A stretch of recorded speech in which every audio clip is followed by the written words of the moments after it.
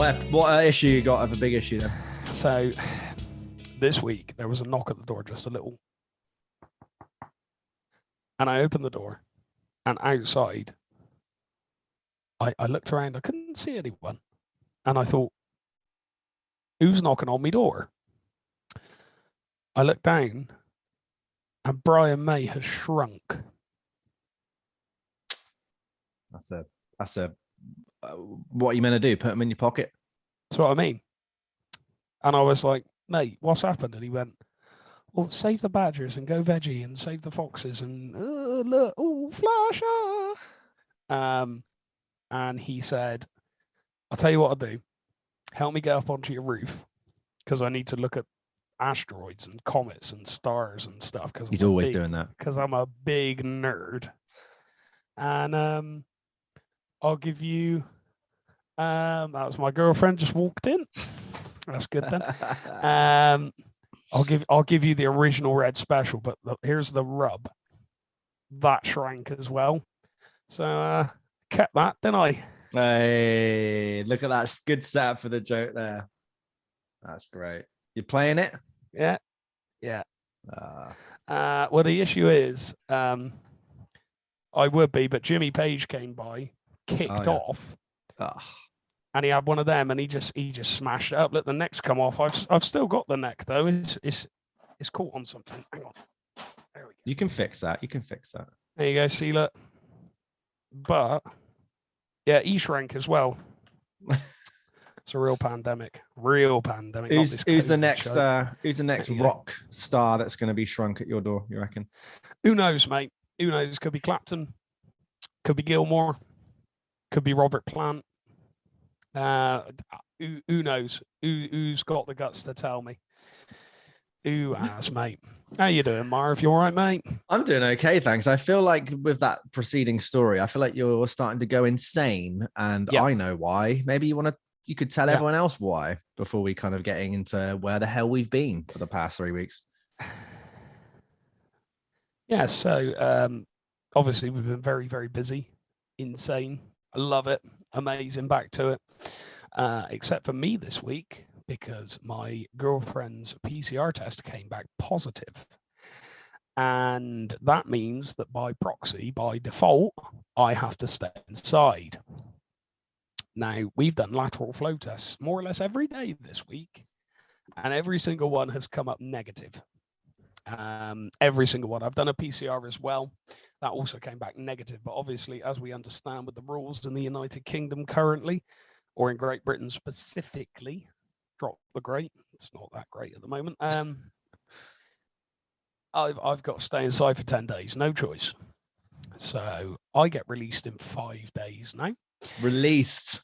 Yeah. I like that term. Released. I'm very, very bored. I'm so bored.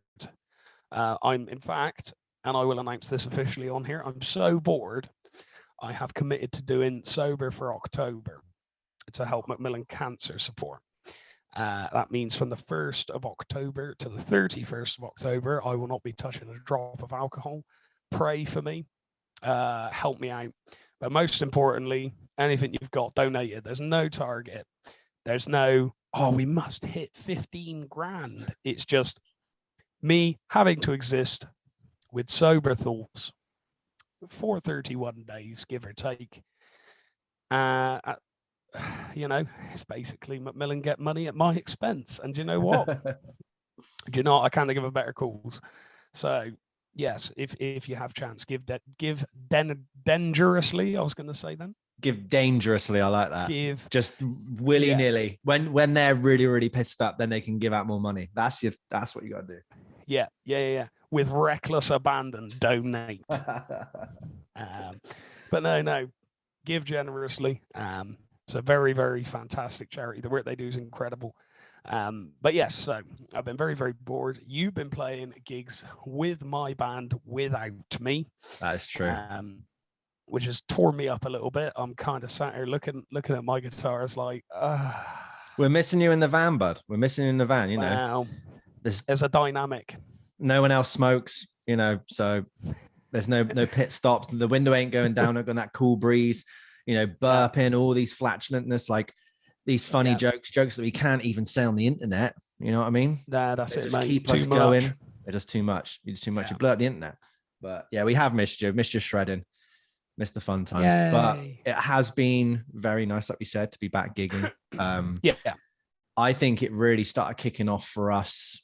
Well, August, I would say. August was always looked on our calendar to be the busiest month.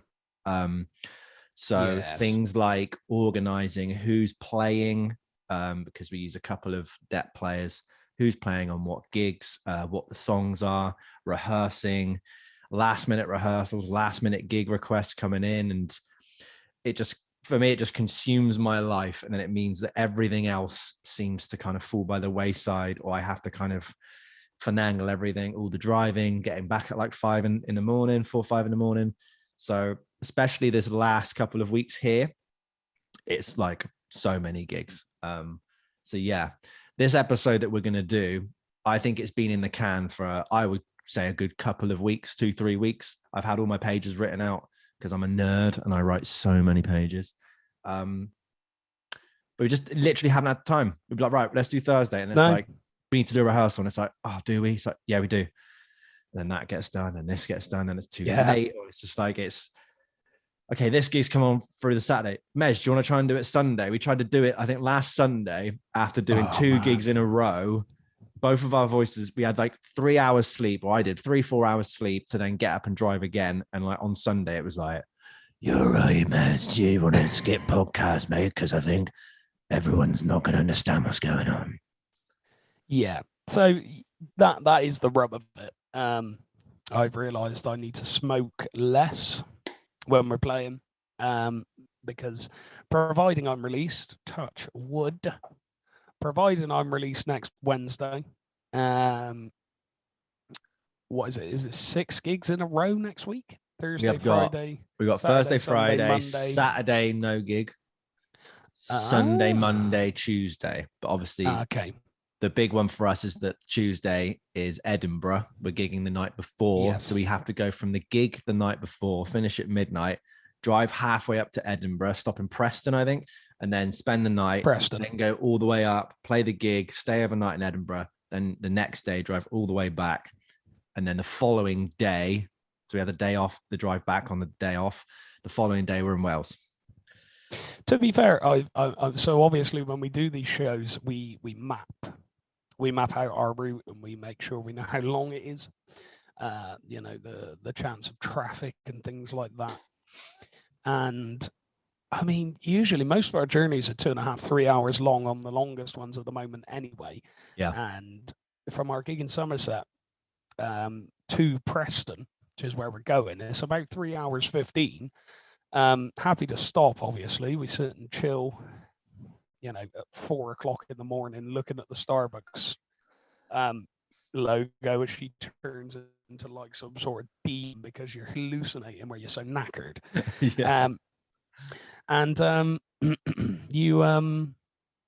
drive the rest of the way. And this week I've done a little good plan I did, where I booked the hotel on the way up, corresponding with how close it was to the motorway. So it wouldn't be a case of get off the motorway, drive for an hour, and you've reached it. You get off the motorway, it's like a 5-10 minute drive, pull up, get your head down, wake up, breakfast, food, do what you got to do, jump in the van, drive the rest of the way. You literally join the motorway again. But it's lots of little logistical things like that I think people don't think about when you're putting a band together and when you're doing these things. And the thing that I didn't think about for a long time was like it when we're playing a DJ set, signal. Yes, Wi-Fi and internet signal is sometimes impossible. Yeah, so I mean, it's a bit of a weird one to contemplate. So the thing I kind of just look at you guys and be like, so what do I need to do? Remind me of what's going on. But nowadays it's coming and coming and coming, and advances, first dance sheets. The thing you asked me to do this week, which was putting corresponding band members into a folder with dep lists and who's playing what. And yeah, I need to crack on that. But I'm still stuck inside until Wednesday. So it's a lot of admin, isn't it? I think this is the thing that even if it is, oh, look at that. He's got some sort of, that looks like cheese and chips. So it's cheese. It's cheese with pasta. Yeah. That randomly materialized from my door. Now, my wonderful girlfriend brought it in, so I'm going to smash this out the park in a minute. Nice. Obviously, in between things, and it's boiling hot, so we'll pop it there for a minute. I don't want to be. That's true. This bloke. I'll be doing the chatting at that point. But yeah, a lot of people don't realize that the admin takes up a lot of time, and then sometimes you're waiting and waiting for a response, and then again, we're then trying to find a little caveat in the day to then respond, and it's a kind of, you got to keep on top of it, otherwise it just crushes you. But yeah, luckily, when we got the iPad, everyone's got phones out of email, so it's been swimmingly so far. Now, we had a gig cancel yesterday that was meant to be today. This is the reason why we've actually got some time to record the podcast, and then we're going to try and do at least something, maybe a couple of short Patreon videos. Yes. On the Monday, Tuesday, and Wednesday, maybe somewhere around there. We might be able to get a full podcast episode up and done, but we'll chat afterwards. But I think I have a Patreon idea that I'm going to put out, and we'll just do it basically. But one last thing before we go on, I just went to Rush Skate Park, which is an indoor skate park in Stroud, and it's going to be closing down, which is a shame. It's very good. It's got everything you need there. It's got very good sessions. It had Silver Surfer sessions, over 30s, and just free sessions. Usually everyone's pretty chill there. There's so many different spots and obstacles for different ages. There's huge jump ramps, huge bowls, and then small little quarter pipes. The smallest mini ramp I've ever skated. But went there today, had a really good skate. Broke in the new wheels, trucks, and bearings, Mez. Yeah. Oh, he's broke them in, baby. That is when you get trucks, right? When you get a fresh pair of strings on an electric, and you just every time you do a bend, it's oh no. Then when it feels just right and they're still fresh, that's what it's like when you break trucks in. So, yes, shame that Rush Skate Park will be shutting down, but it was a very fun skate. Anyways, how is the pasta, by the way? Because we're going to have to do this, put it into your vegan munch, but alternative, just cheesy pasta, veggie edition, right? That's me veggie edition, isn't it? It is actual meat, unfortunately. Sorry, because obviously being isolated means I had to get dear old Mags, my mum, to pop up the shop, and she bought us some mince. So we used it. We got to use it up. There's enough in here to feed about a family of 8. But what we'll do, I'll eat what I want from it. Put some foil over it in the old fridge. Tomorrow's lunch, baby. That's nice. I think the most irritating thing this week has quite possibly been the amount of times I've gone to go downstairs to the off license to get a beer and then remembered. Oh no. Or gone to order a big greasy takeaway. Yeah. And then remembered. Because I think there was either a mistake on that PCR test. Yeah. Or I'm indestructible. COVID cannot touch me.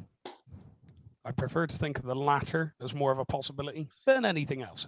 But you never know these days. You never know. But yeah, that's another thing as well. We've been trying to dodge people getting COVID and replacement, especially for all the function stuff. At the minute, we're without our vocalist because she has COVID. So we've been having to try and deal with getting in depths. We've currently got a singer that we used, I think, a few weeks ago from our agency. She's going to come down. Awesome singer, Gabriella. We always go Gabriella, even though she doesn't sound like that. Doesn't amazing Gabriella. Job. And that's kind of trying to get the harmony of that, making sure everyone's all right. And then the second someone gets ill or has to isolate, it's who can do what? What can we do? Yeah. That's the thing, isn't it, mate? I mean, any time I've ever made a joke about COVID on this podcast, obviously our singer's now got it, I want to make it very clear that it does not sound like a joke. It sounds very serious. When my girlfriend got her positive PCR, there was an element of me that was a little bit like, am I going to be all right? Is everything going to be okay here? My immune system, as I'm sure you know, is extremely strong. I never get ill. I never, ever get ill. And I can only assume that's due to the amount of abuse it's had over the years. You've worn it in good. I think that's what it is. Literally, mate. My immune system, when you get under a microscope, it's like 10 big blokes with anchor tattoos with mum underneath, like, ooh, COVID-19, come here, you big boy. And it just smashes it apart. Putting a whole knob of butter in a pint of Guinness. Yeah. That clip from Family Guy. Do you want cigarettes on that sandwich? What am I, a Mary? Of course I want cigarettes on that sandwich. Anyways, let's get into this bloody episode. It's been a bloody long while. It's going to be episode 3 of our Because It's series, and we're going to look at the guy who is number 1 on most verified artists of the world on Spotify. I think it's about 80 million monthly listens, and that is just insane. It is everyone's Canadian favorite, Justin Bieber. Now, yes, it is. We've gone through, we've listened to every single album. We've listened to try and listen to every single song that we can. I listened to Despacito, and it still is Despacito. It still was everywhere at that time.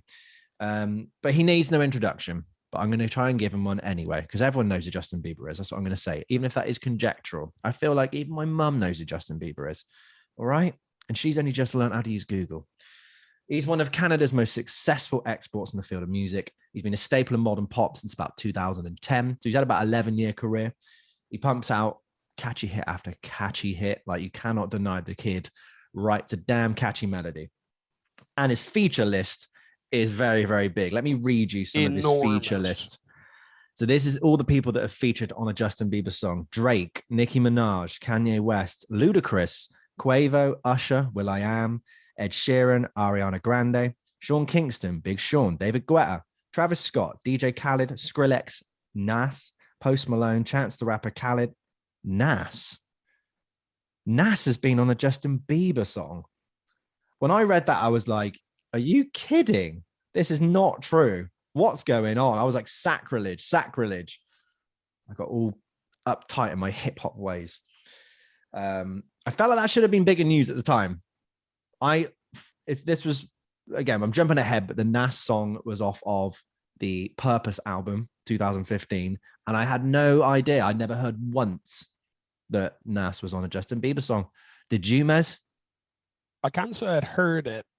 But I would just like to point out that I think Purpose is phenomenal.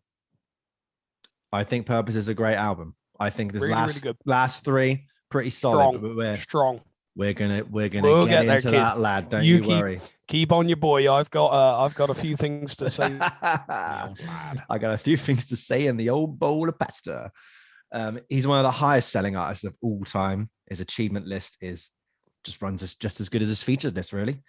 Here we go. List number 2, 150 million record sales, 20 Billboard Music Awards, 21 MTV Europe Music Awards. That is the most received by a solo artist. He's got 31 Guinness World Records, 8 being achieved with 1 album. The most viewed and subscribed YouTube channel by a male singer. He has one of the biggest selling singles of all time in the US and became the first male singer to top the charts with a Christmas album. Oh, that Christmas album. We will talk about the Christmas album. Don't you worry, little drummer boy. You can't pin this all down to the fact that it's like he's just a mainstreamed, cherry-picked, kind of sculpted, manufactured band. Like, there has to be talent there. Like, I'm sorry, you just have to have talent there. He's now a talented 27-year-old man who got discovered on YouTube by Scooter Braun, and then he was singing in front of Usher in like a couple of weeks, and then bing bang bong, busted into the spotlight. You stole my story there. Love that. See, always thinking, always that. But he gets so much hate. Do you know he does? He does. But yeah, no, I just wanted to kind of carry on with the Usher thing. because it is in my notes as well, funnily enough. When I find it. When he finds it, everyone. When I find it. If you want more quality content like this, when Merrett tries to find his notes, eating pasta, and I just ramble on, please sign up to our Patreon. That's 50 ways. Oh no, I've been skating too much. Ways. I've been skateboarding too much. Patreon.com/50 ways podcast. That's 50. It's £3 a month. You get the full unedited episode a day early across before anyone else does. The little members of the public, we will say thank you very much on our episode. We will call you out. We will call you a legend. Merrett will call you a legend. We'll call a name for you. You can get all of our merch on our Etsy store. All the links will be down below. You're going to have a grand old time. We've got Patreon content. We've got all that stuff, right? And now I'm going to stop rambling. And now James is going to tell us all about Usher and all the things that he's going to do to make you gusher. I never want to hear you say that ever again. Usher, gonna make you gusher. Hanging lumper. Before I begin, we haven't done messages as of yet. Okay.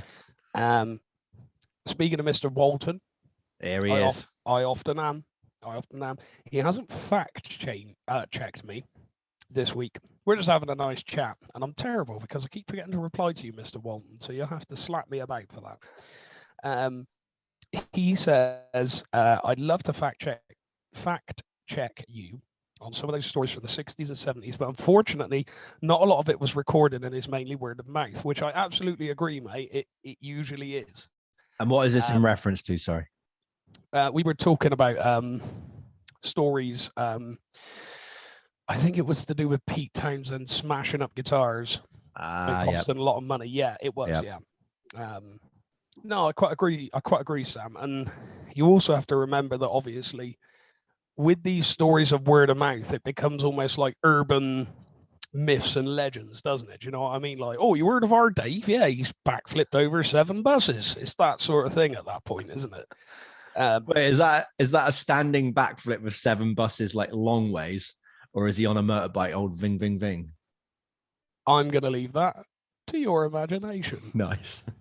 As for the cost of all the Who's equipment, I recall Daltrey saying they were breaking even or losing money in the early days. In trying to find a figure, I saw Pieces of Broken Guitar had an estimate of £14,000. Now I get there's a story to it and that adds value, but in today's money, would seem they destroyed a lot. And yeah, Sam, always wonderful hearing from you, mate. Absolutely cracking. But anyway, the point I wanted to get on to, I'm moving the pasta bowl. He's bloody moving the past. This must be a good point. So, when I was a young musician, when I was just a lad, when I was just starting out in college, despite all the many differences a lot of the bands had with each other, a lot of the musicians, I prefer this genre. Well, I like that. Well, this, la, la, la, la, la. You know, of all the many differences, there was always one common enemy. And I was Justin Bieber. Wow, okay. Always Justin Bieber. Not, due not only to the fact that it was pop, and obviously when you're young, you go, oh, pop. It's just rubbish, isn't it? 4/4. Oh, look at me. C major, A minor, F, G, O, D major. Oh. And most of the group were into metal. But his public outrages, his issues meant that he was a viable target to aim our dislike towards. Now, in reality, from what I could see, he was given way too much in terms of fame, money, responsibility when he was way too young. My view on him now, grand musician. Absolutely grand. Pumps out bangers. Now, could this be the result of change of a friendship group? Could it be the fact that I joined a function band and I was forced to play pop? Meaning that I appreciate the content all the more. Could it be any of those things? I honestly think that I've always loved pop. It's just a case of, whether or not I'm going to admit it to myself or not. because Queen's a lot of thing, but Queen is not brutal. Queen's just great. I love Queen. So maybe that's the thing here. But yeah, and it was interesting to do this because I remember getting to his second album, and the first track, Marv, it brought back a lot of memories. As soon as I heard the din, din, din, din, I was just like, oh no. What were you thinking at that time? I was thinking, who would fill my boots the best in this podcast? No, I wasn't. What I was actually thinking was how impressed I was with the first album, given that he's a child. But a number of tunes brought back many memories. But yeah, Marv, I mean, it's what did you think of him when he was first out and about? Did you sort of just say, he exists, I'll allow it, or did you go, no, I hate him, he's horrible, oh, the Beatles, oh, I love the Beatles, oh, the Beatles, Chili Peppers, oh, John Frusciante, oh, or did you go, I love him, I must own everything that he does, oh my god, he's better than the Beatles and the Red Hot Chili Peppers and John Frusciante put together? I don't know why I'm so like whiny and then so like, I don't know what that other one was called, besotted. But I'll take that. Guttural. I'll take that because I'm both these things, you see, apparently. Yes, I remember seeing the Beatles haircut and being like, oh, that's just the Beatles haircut. What's he doing? Oh, this is just an all marketing ploy. But like everyone else in the entire world, I heard Baby. And I was like, that's annoying. I don't want to hear that. And then continue that everywhere you go, you hear Baby all the time. So I was very annoyed at Justin Bieber at the start and thought nothing of him. Pre-uni, so pre-2013, I was just like, all pop stars are just manufactured. They can't sing. All their music's rubbish. There's no nourishment there. It's like fast food. But you know, I watched some of his YouTube videos as a little wonder kid, and I was impressed because I was like, he's singing, he's playing guitar, he's playing piano.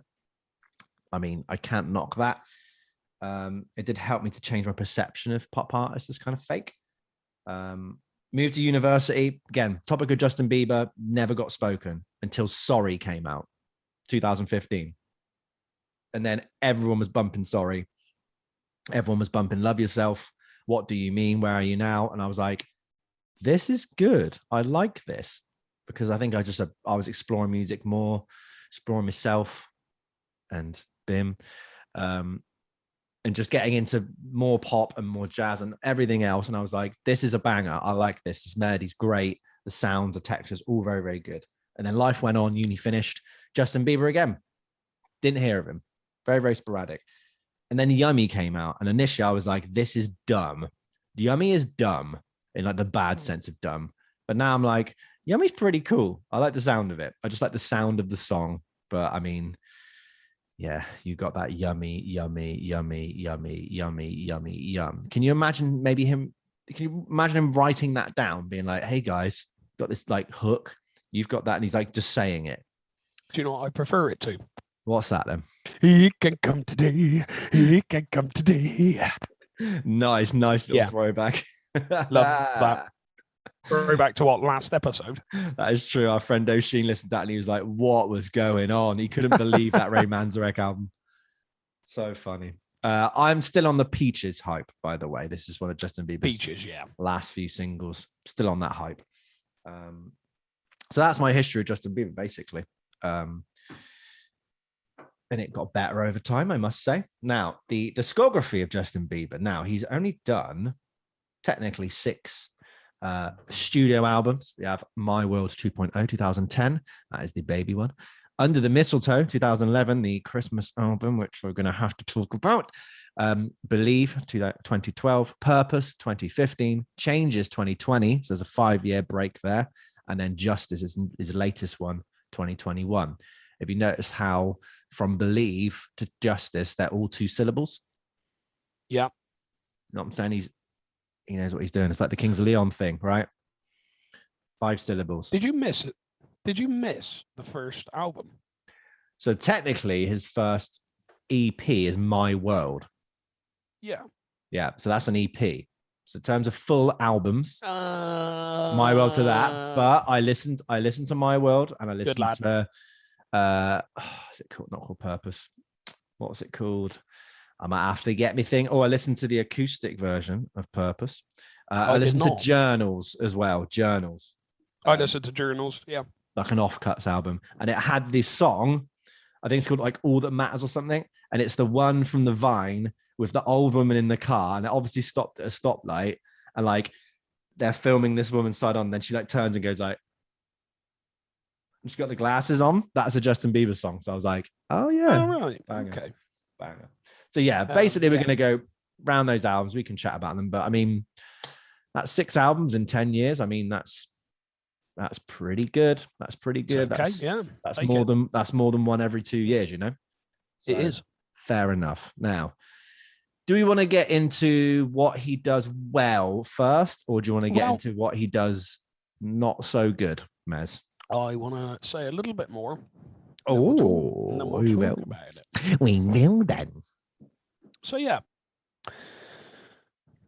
His most recent albums I found myself enjoying more and more. But I found the earlier ones have little like surprises. There were a couple of chord changes where I was like, oh. Yes. Definitely. Okay. Not like really jarring. There's no like tritone substitution going on as far as I'm aware. But yeah, there were a couple of things where I was like, oh, I wasn't expecting that. That was quite nice, actually. My ears have gone, hoo-hoo. And yeah, it seems that a lot of his tunes aren't exactly what you'd expect. His newer tunes sound really fresh, frequent earworm possessing qualities are there. Definitely. That's what I like about Yummy. I know you're not a fan of the lyrics, but it's a good tune. It's got a good beat. A bop. It's a bop. It's a bop. Like, it's a great tune. And I you know, he's a musician. He is a popular artist who is a musician. Actually. He's the same age as Kurt Cobain, Jim Morrison, Janis Joplin, Jimi Hendrix now. He's the same age as me, mate. And you're the best musician of all. So there you go. So what more do you want? But growing up, he learned to play the piano, drums, guitar, trumpet. I feel like this feeds back into his music. There seems to be a range of styles, techniques. And I think that's why he keeps churning out great tunes. Mm-hmm. Now, the first time I heard a BEIBER tune, and I was like, this is quite good. I didn't know it was him. We were doing Cold Water by him and Major Lazer. Major. Major Lazer, I thought you were going to say then. Major Lazer. Major Lazer, yeah. Major Malaysia. Major Lazer. And I remember thinking... Sass. And I was kind of like, this is cool. I didn't really take note. I just kind of went, Cold Water. And then you've got, it's the one where it's like... Isn't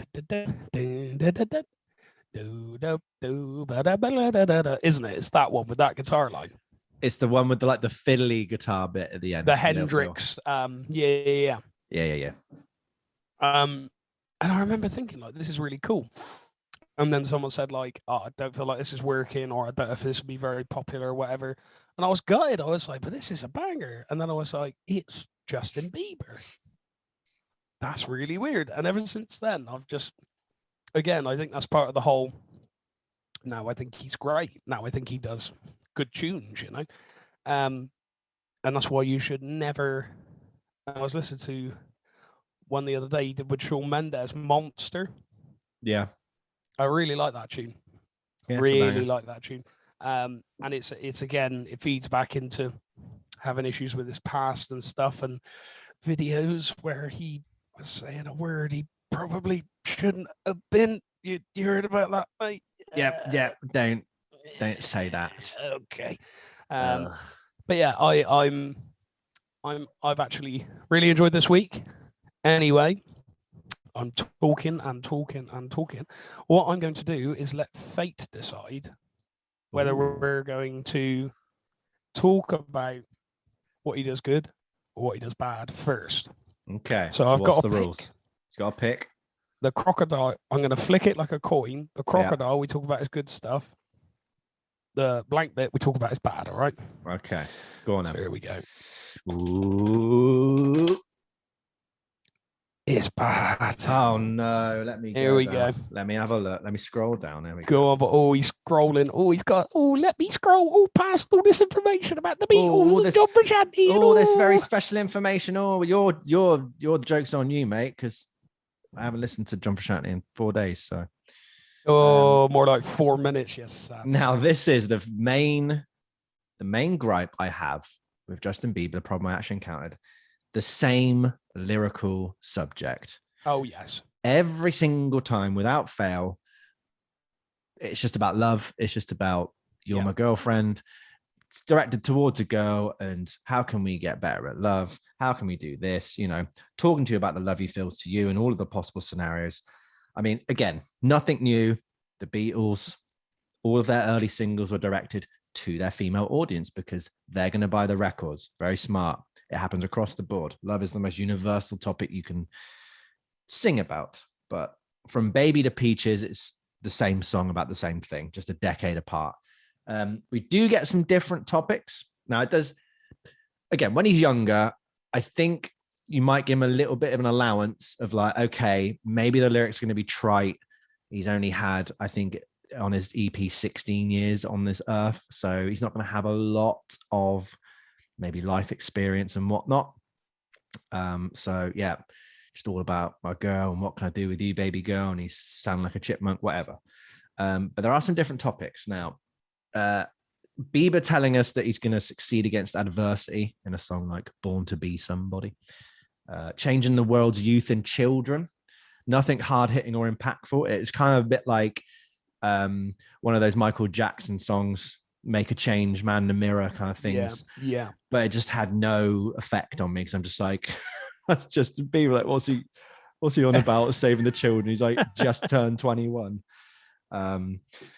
Yeah, and it's like set against dubstep as well. So it was even a bit like the message just didn't really get across to me. But I like that. I guess it's a positive thing that he's talking about, you know? Yeah. Songs about God as well. There's a lot in there, most notably in the songs Purpose and Holy. Now, I really, really like Holy with Chance the Rapper. It is an absolute belter. That big tune. Rocks. That rocks. That rocks, man. Yeah. Rocks my socks. Yeah. Sorry. Again, piano ballads, they suit the lyrical intent. I think the later on he gets into his career, he seems to hit more of the mark. And that probably because he's a married 27-year-old man now and maybe has a bit more kind of respect and introspection. Ooh, that was a big word out of my head then. Now, songs about I did. I had to look it up. Yeah, there we go. There you go. Caught me out. Yeah. Songs about Justin. So great examples of this are Changes, Lonely, At Least for Now. They're reflecting on his past actions, how he struggled to deal with growing up in the limelight. It's a much welcomed change from the Girl, I Love You songs. And it actually has something with substance. Like, this is what I'm craving in his music. I feel like now I really hope that, you know, he's not going to be a teeny bopper anymore. He's a grown ass man. Maybe his next album, he's going to be 30 or at least pushing 30. It'd be very interesting to see in his like mid-career, which is mad because he's 30, to see what kind of introspection he can go on. He's not going to necessarily need to chase the commercial success anymore because, I mean, he's done more than enough that everyone ever needs to do or ever reach to. So maybe he can start doing music that he really, really, really wants to do. And I don't know, just kind of mature and give us better songs like that. Give us more songs like Changes, Lonely and all that stuff, because that's what I really enjoyed in the later half of the album. Do you understand what I mean, Miss? Absolutely. I quite agree. He has matured well. In fact, it's very impressive. I know we're talking about the bad stuff, but it's very impressive to see how he's gone. He's done the natural progression. He's done the Beatles. He's gone from, you know, Love Me Do to All Things Must Pass. Yeah. There's a big jump between those. And obviously both have their merits and both have pros and cons. You know, there's a time. So, for example, here we go. Mez is weighing in. Oh, here we go. Mez is weighing in. Typical Mez. This week we saw the release of a new song from the heavy metal band Iron Maiden. It's from their newest album, which is going to be released, I believe, next month or the month after. No, 2 weeks, 2 more weeks. We get the rest of the songs. The album's called Senjutsu. And the first track started with acoustic, and I was like, oh no, it sounded very country-esque. I was like, Maiden, no, come on, lads. Not that I hate country, but it has its place like everything else, and that is not within the realms of Iron Maiden. And I listened to it, and I was like, this is fine. This is okay. In fact, if Dave Murray got on the blower and went, "Here, Mez, what's on the boys? You come and write a song with us, please, mate. We're running out of ideas here." That's how I imagine it would come out. Nice. It's quite. I mean, there's an effort to make difference there, but it still bleeds through as to what they've been doing for the last 21 years. And then by that I mean, in the current lineup they are in, they have been going way longer than 21 years. But anyway, yeah, then this week they released another tune, which I've already forgotten. It's gone. Simply because in my brain it is now lost in the big ocean of noughties, 10s and 20s Iron Maiden songs that all sound slightly similar and all have similar outsets and stuff. Now, Iron Maiden did a great job. They had some interesting sort of stuff in the 90s, which they took themselves less seriously, I think, in their songwriting. Yeah. Reborn in 2000 with one of the most amazing comeback albums, absolutely incredible. Reinvented themselves, kept going. But at this point, it's like, yeah, we've heard that one, boys. Don't get me wrong, the diehard fans are always going to. I'll probably buy the album just because I enjoy the music, and I'll probably go and see them, so I might as well get to know the album. But it's just a little bit like, do you want to move on from that? Like, imagine, just reminded me of that Paul McCartney video where it's like, no one wants to hear us singing From Me to You when we're in our 40s, and it cuts that video in his 70s, like na na na na na na na. Yeah. No, if he was still pumping out music like that, he'd probably be lost to time now. And I feel like Justin also took that wonderful step of maturing, moving with the times. And now whenever I hear a new BEIBER track, I'm like, this sounds fresh, this sounds good. Yeah. And I feel because he's worked with so many people and he's been mentored by quite a few, proper top high grade industry professionals, he's now at a point where he's got a bit of everything. He's used to how that person does stuff, and he's going to write this tune, and you know what I mean? So that's kind of my 2 cents on the issue. Like, baby, I don't 10 years ago, 17-year-old Mez would have beat up 27-year-old Mez for saying this, but I don't hate it anymore. It's just a song. And he's moved on from that, and I respect him for that. Absolutely. I almost feel like we're going to see some sort of rock resurgence with him, because obviously we've got Greta Van Fleet, haven't we? We do, yeah. Everyone's sort of going, oh, they sound just like Led Zeppelin. Oh, isn't that funny? Oh, let me think. Oh, they probably make quite a bit of money from doing that. And I don't know. Also, Justin cites his main influences as being the Beatles. Michael Jackson's in there as well, who was obviously the king of pop, but had a lot of rock elements in there. Indeed. So I think there might be a little resurgence of rock at some point, but not too much. The lads still gotta pay for all them houses and them cars. You know what I mean? Wow, this moves on swiftly to my point of what he does very well, being a very, very big guitar supporter. Yeah, there is so much guitar in Justin Bieber's music that I was just shocked. I didn't realize how much he flown the flag for guitar music. It's so good to hear in popular music. It's just been, for so long, it's been lost. Yeah. And now, me and Marv are both big fans of Rick Beato. And there's like the old video now and again where it's like, what would this top 10 global charting songs sound like with guitar. And he puts a part in. He's like, yeah, that would have been good. And yeah, I kind of feel that. There's not a lot in the way of guitar entering the top 10s these days, even for the UK, not just global. So yeah, BEIBER does. He flies the flag high on that one, and it's so refreshing to hear. So refreshing to hear. It's lovely. It's so nice. And again, the whole guitars are just being forgotten about catchphrase. It seems very solid and true. Now, I'd argue it's not. No. I think it's one of those things where you listen to your bands, especially if you're looking from a guitar-focused kind of music lover. You listen to your bands that are predominantly guitar-based, probably rock-based, and it's like, okay, rap being the main genre now, the biggest genre of music in the world. There's not a lot of crossover there for like rock guitars or anything like that. So I think the consensus you think as well, my bands that I listen to aren't being in the top 40 because they're not that style of music. So like, that's completely fine. You don't need to be in the top 40 to be successful, to be respected or whatever. So you would have that opinion, like, well, if my favorite bands aren't there, that means no guitar in the top 40 ever. But Shape of You, one of the biggest songs of 2017. Nearly every guitar student I taught wanted to learn that song, either the melody, either the power chords, either the little kalimba riff. Like, it was there. It probably boosted my music teaching school's revenue like 20-fold, right? Rolling in the Deep. Now, don't mention that song. Don't mention it. Hey, will you play that C power chord, mate? Nope. The second you start chugging that C power chord, middle-aged women just go, yes, this is the song. All right, this is the song. I'm away from the old ball and chain. All right, he's at home. Yeah, he's probably in his pants eating spaghetti. And I'm here. I've dressed up really nice with the girls. Yeah. And there we go. They're playing it, rolling in the deep. Yeah. Love that. All the blokes are like, come on, Eye of the Tiger. Come on, let it be Eye of the Tiger. And it never is. So there you go. But mate, come on. You love that song. Merrett loves this song so much. I'm going to tell a little story.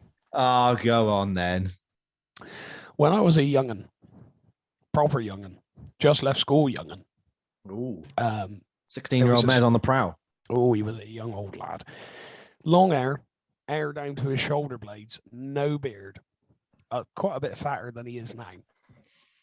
Hadn't developed his height yet, you know. Okay. Sprouting. I was talking to a girl for a very long time. She was like, "Oh, come and see my choir." Okay. Now, around this time, I was working in a garage for work experience, or maybe I can't remember. Rolling in the Deep was everywhere, as a lot of us know who were around and of able mind at that point. Absolutely everywhere. And I think that's where my hatred of it comes. But anyway, I had a few beers, went down to see this choir, sat next to said girl's mum and dad, and getting ready to go, I cracked open a can like sneaky, like shh. The cheeky snifter. Cheeky snifter. Cheeky old snifter. And I'm sat there, and the curtain goes up, and all of a sudden I hear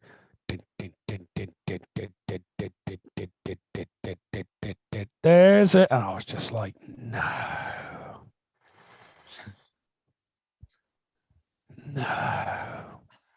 So yeah, I hate that song. And it's going to happen one day. We're going to get asked to play it. Yeah. I'm probably going to find a dep. Just for that song? No, for the gig. I can't support these people in their happy marriage if they're going to make such bad decisions to begin with. Wow. That much hatred. I can't that stand much it. Hatred. Oh, I wouldn't not do the gig, obviously.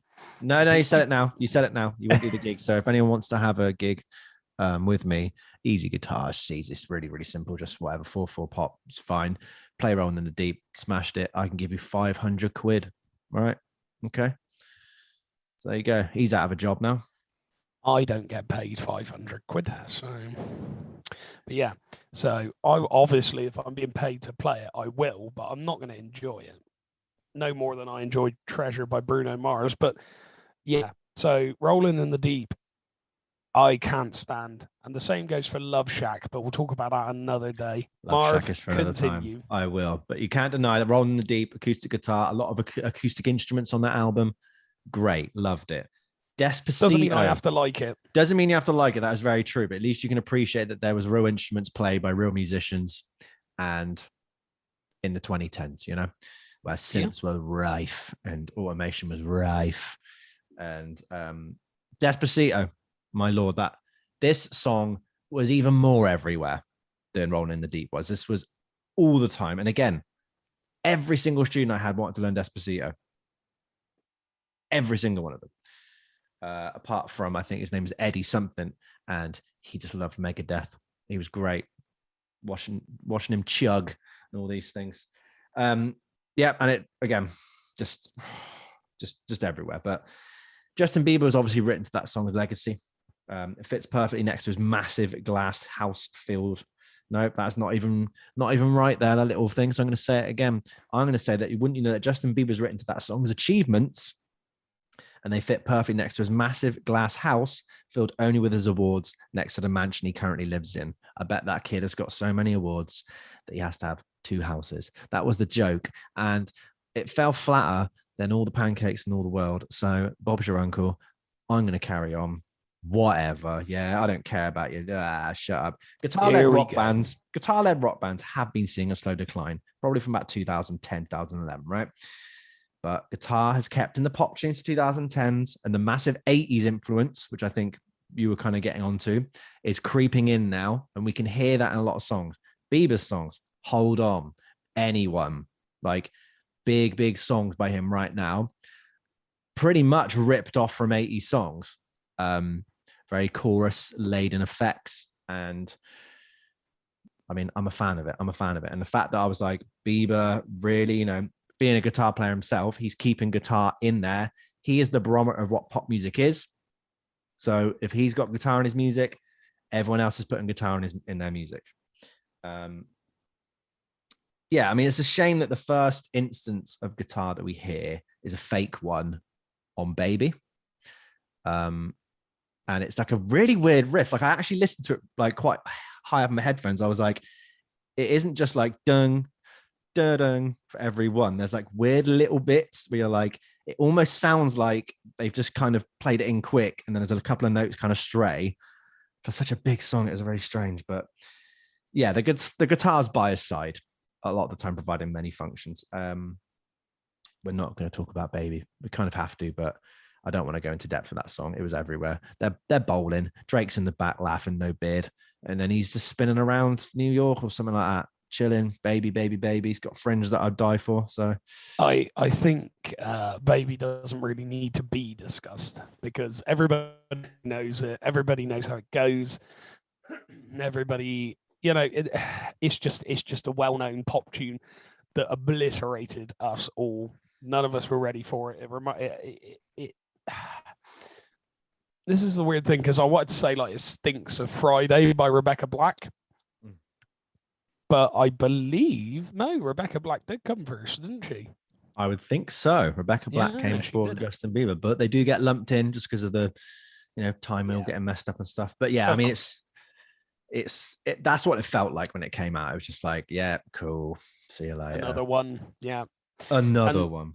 And these two like child stars, I feel like they birthed that whole thing that plagues the dark corners of YouTube these days, where it's like a child who's 10 has amazing production and the song's written and it's played well and it's this and it's that. Those two kicked off this culture of it, and it's incredible to think that it's still going on today. And when I say like YouTube videos, I'm talking like millions of views, millions upon millions, where people have gone, look at this, it's crap. And do you know what? I wouldn't care. I would not care if I put up my album and everyone went, look at this, it's crap. Look at this, it's crap. And I'm making lot of money. A lot of spawn dooley, you might say. Then at that point, I'd just be like, well, I don't care what you think. Here's my second one. Go and tell everyone how crap it is for me, won't you? Oh, yeah.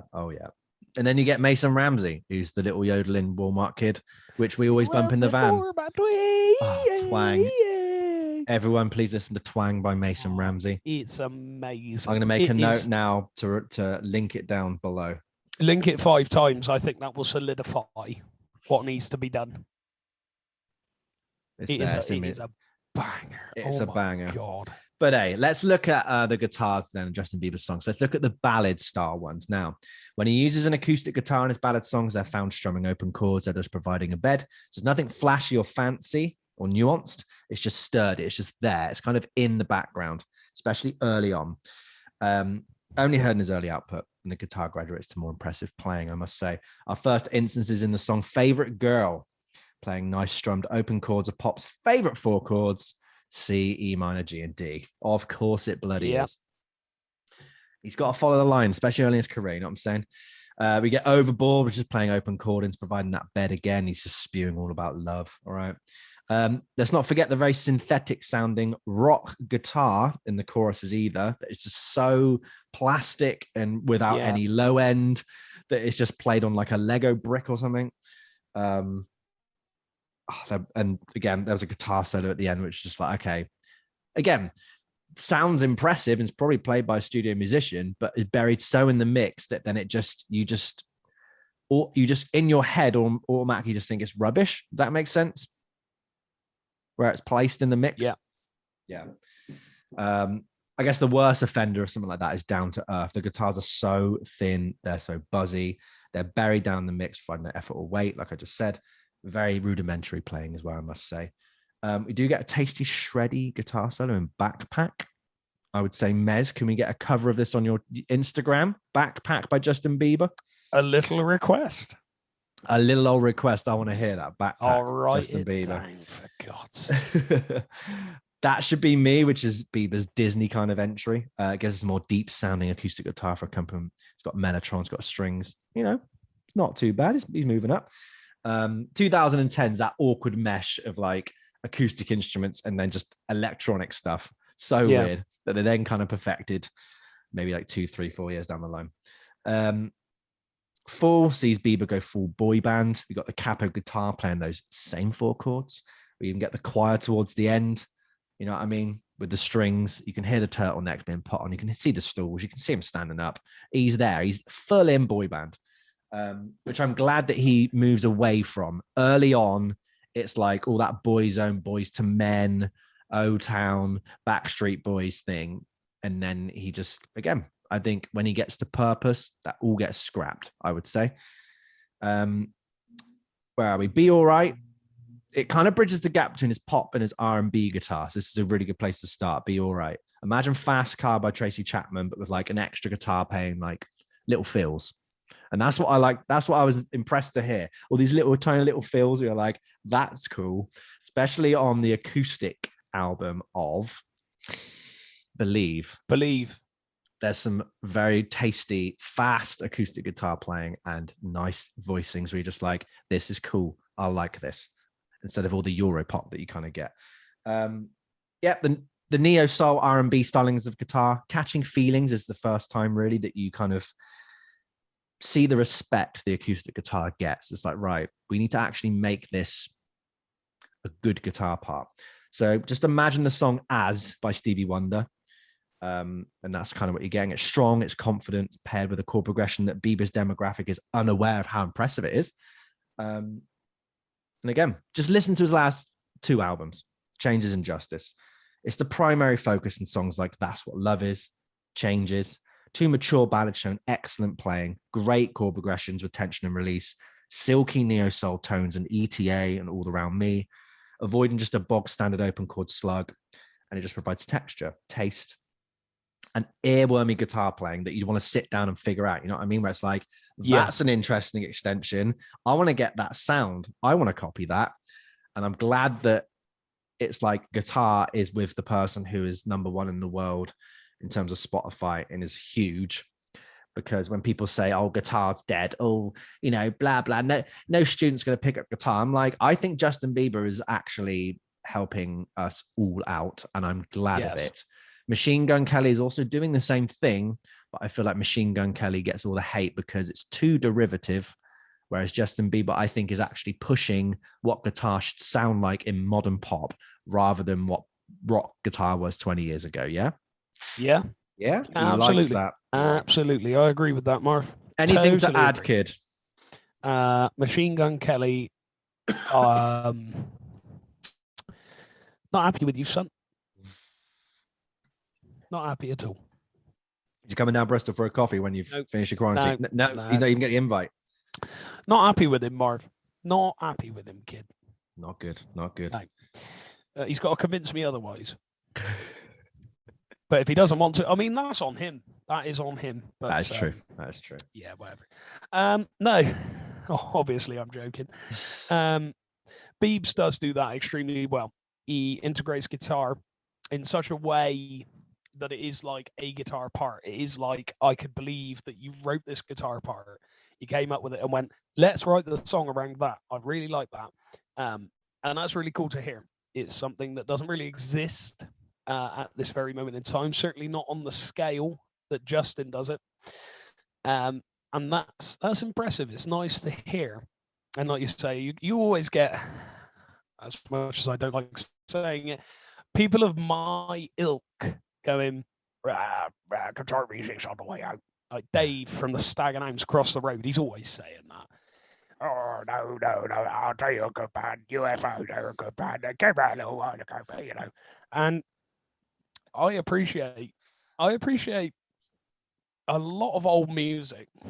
Most of this podcast has been me and you sat here talking about guys who are dead. And I know.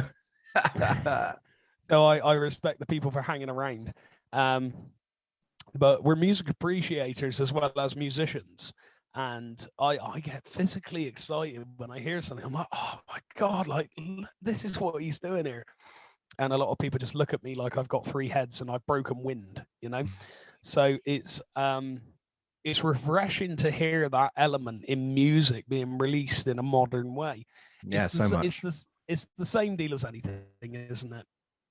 Oh no, music's all crap now.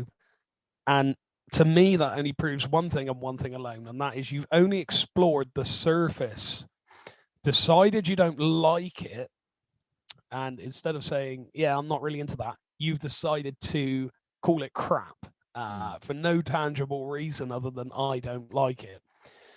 Some things I can understand. Black metal is not for me, and there's a number of reasons behind it, but it's somebody's art, and I'm not going to shit on that. You know, so I think it's important to know your context, our mission statement as always. And I cut out there, but I know why, and I'm back. So yeah, I like it. I like the fact that Biebs is doing it. I'm interested to see what he's going to come up with next, and I'm interested to see the direction he's going to go in. I feel like it's going to go one of two ways. Either he's going to reinvent himself again, collaborate with one or more artists, or he's going to go 10-year hiatus. So I've got a family now. I mean, potentially, he could just retire from music, chill out, release singles whenever he wants to. But yeah, I want to say again, maybe should have done some research into this, but I just wanted to listen to the songs when he released Changes, and it got universally panned. And then he somehow released Justice very quickly afterwards. It's kind of a bit like, sorry for that one, lads. Wasn't that my best one? But as a whole, I actually really like Changes. That album, I could list that all day.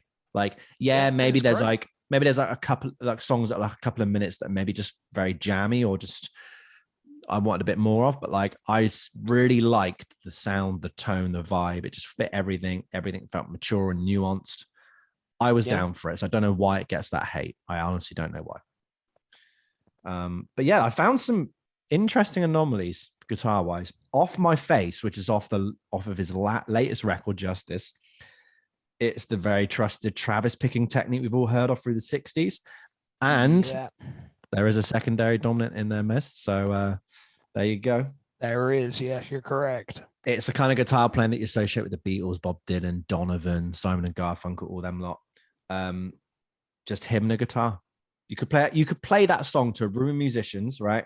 Not tell them it's Bieber, and they would be surprised. They'd love that song. Be like, yeah, it's just a Bieber. They'd be like, oh, Yeah, I knew that. I was being ironic. Shut up, your face.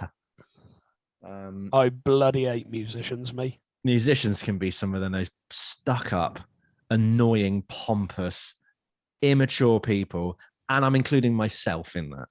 Oh yeah. The part of the whole nature of saying I myself am like this and do have these not so much qualities, but do have these traits within me. Like the classic is often they're paying me how little? Why? Why? I deserve way more than that. Shut up. I know the Phrygian dominance scale in 5 places. Come on. Come on, lads. I know 7 chords, not including inversions, but that is yeah, I hate musicians. They're great. They're wonderful, they're creative, they're inventive, they're amazing individuals, but they suck. And that's my official line on that. There we go then. There we go. We even get a nice lo-fi sounding guitar in Love by You. So he's getting on the old lo-fi hip hop to chill and relax to. Loving that from the Beebs.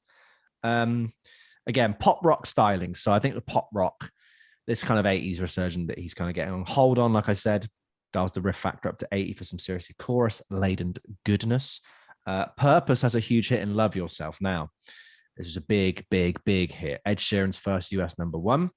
Obviously wrote this for Justin Bieber. It has the frusciante tenths in it, as I like to call, because I just think that he popularized that style of playing.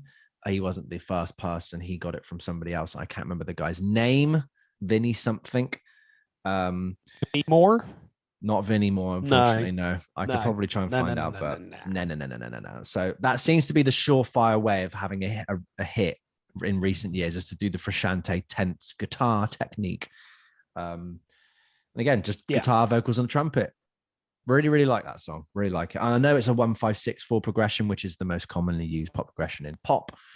But I mean, there's not a lot of it in Justin Bieber songs. I think there are less 1-5-6-4 chord progressions than Nickelback, and Nickelback are meant to be a rock band, integrity, all this stuff, whatever. So can we make the argument that Nickelback are more pop than Justin Bieber?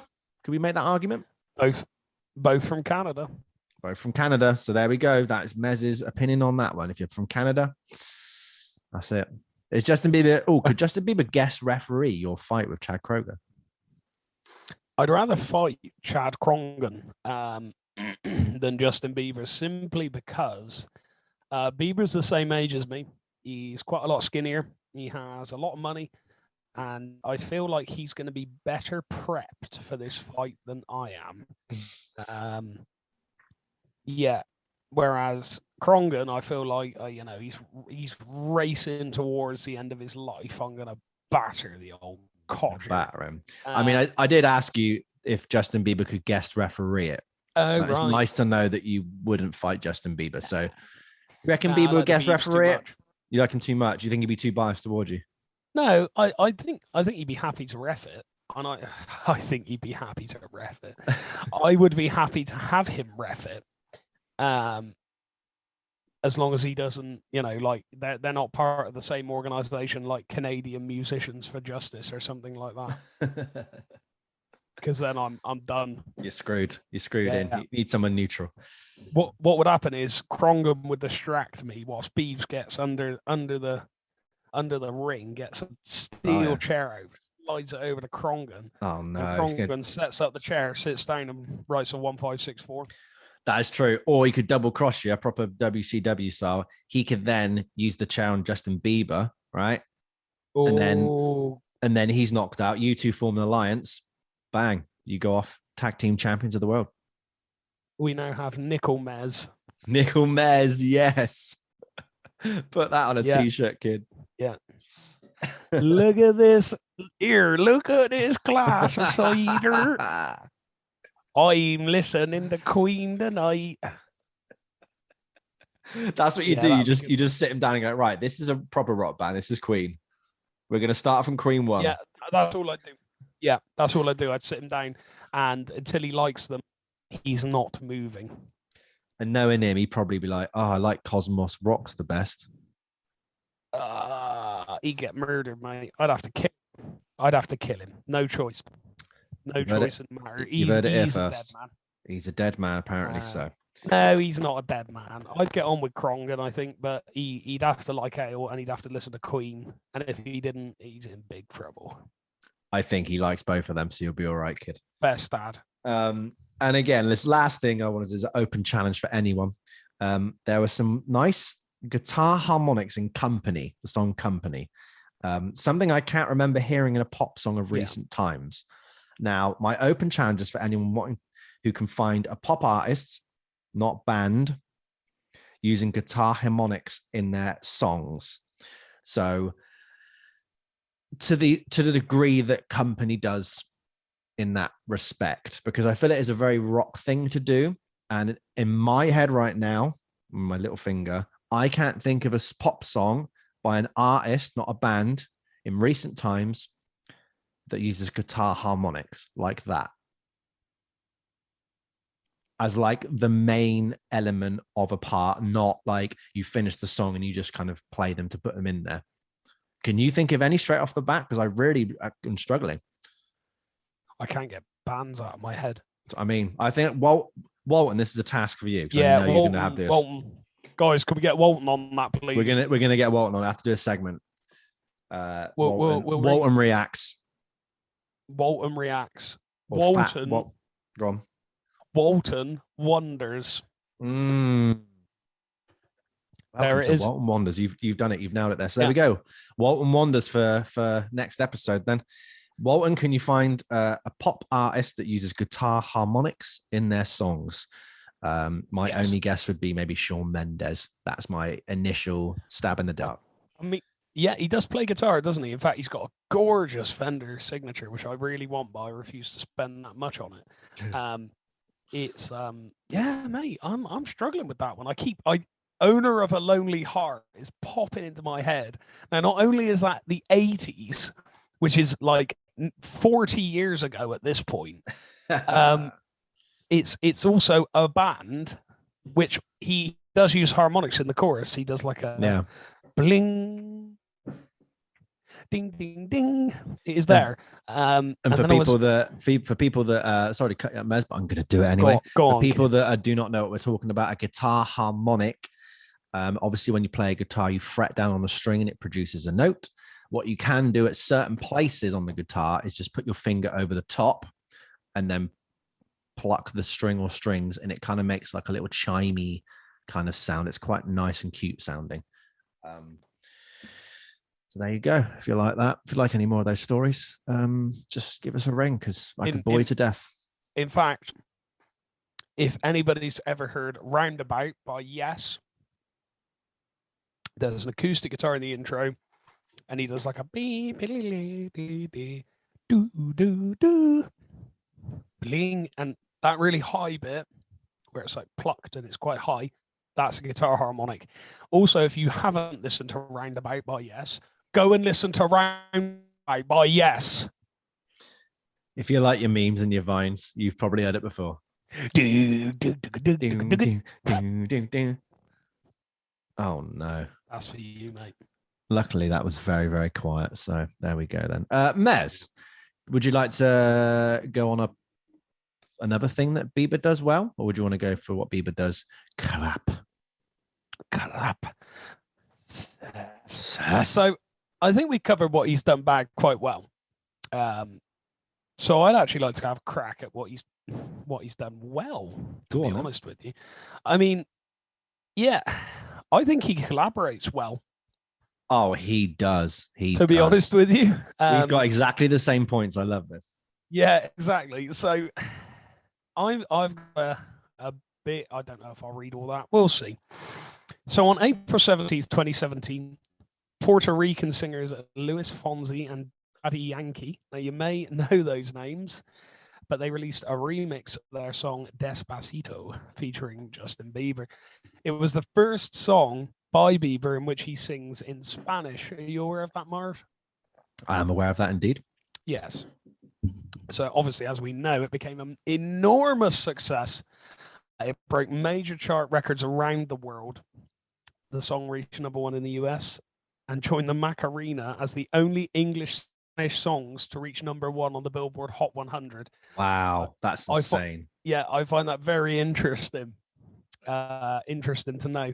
I thought Last Ketchup reached #1 as well. Do you remember that, Marv? I do remember Last Ketchup. I think I talked about that on the Owen Quig episode. Yes, you did. Singing competition albums.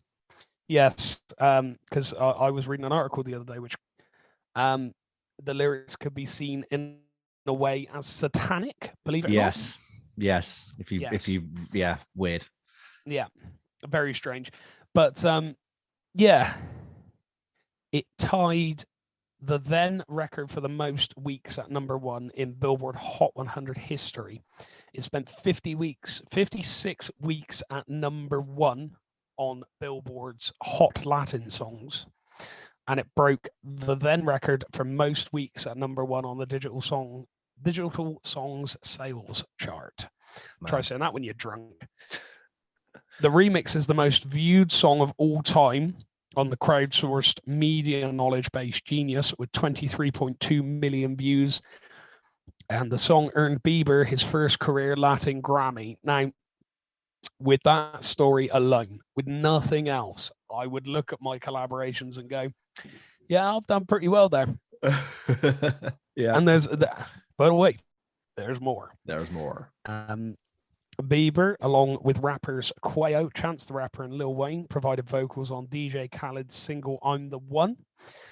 That was also in 2017. This kid's got some money. That's all I'm saying.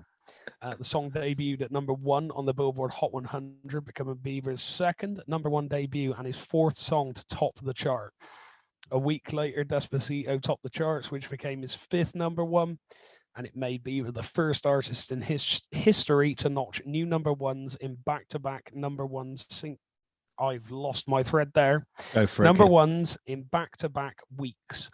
That's like Beatles level. A couple of months ago, thick into lockdown, thick into Britain's lockdown, I was having a quiz with a friend of mine, James Smith. We were doing a FaceTime, like me and Marv are now. Because I would regularly go and see James Smith. We'd have a couple of jars and a chat. And one evening we decided to venture into the quiz world. And we did this quite often where we'd just have quizzes, and sometimes my girlfriend would join, sometimes we'd just do it on our own. And sometimes we'd do like silly hard ones, and then others we'd just do music ones because we both talk about music, we both love music. Yeah. There was one week where we did Beatles #1 singles. And there was one where I listed more or less every single early Beatles song I could think of. And it was not the right answer. Wow. And I was literally like, how is this possible? Like, I'm not a Beatles mega fan or anything like that, but I love the Beatles, especially the early stuff is great. And every single time this happened, the reason why I was like, but that song was released around then. He was like, yeah, it was, but it's not that one. And I was like, what the hell? And 9 times out of 10, the reason why I wasn't getting the correct answer is because there was another Beatles song that was knocking that particular song off the top spot. Now, what Bieber's doing here is, I'd say, nearly on that level where it's like all of your songs are fighting for the top spot on the charts. That is success. That is how you play the game. And it's impressive. It's impressive to have that. It's like, when was it? I think it was when Sheeran released Divide. Yeah. The first 7 songs were the songs off of Divide. The final 3 were ones he'd written for other artists. Yeah. Good grief. Like, just stop, please. Give me some breathing space. Yeah. But I can see all the people being like, well, it's not that impressive because the Beatles had talent and the Beatles didn't have this and this and this, and insert whatever kind of thing they're going to excuse themselves for whatever. And it's like, no, like, I'm sorry, if the Beatles came out today and then they had all these hits and stuff, people would be like, oh, they're a manufactured group, all these things. Oh, yeah. You know, oh, the Beatles didn't need Pro Tools. It's like the Beatles didn't have Pro Tools. I bet if the Beatles had Pro Tools, they'd probably be using it. Like, just all those annoying things. This is the point. Just Sorry, annoying. mate. No. That's pretty much it. That's pretty much it. I was going to say it defies the myth or demystifies the myth of like, oh, if you're a manufactured pop star, you're just going to automatically have all these achievements and success. No, Ed Sheeran and Justin Bieber, if we isolate those two, they've worked very, very hard and written great songs and rewritten songs and scrapped things and then done it again to make sure they got hits. That is it.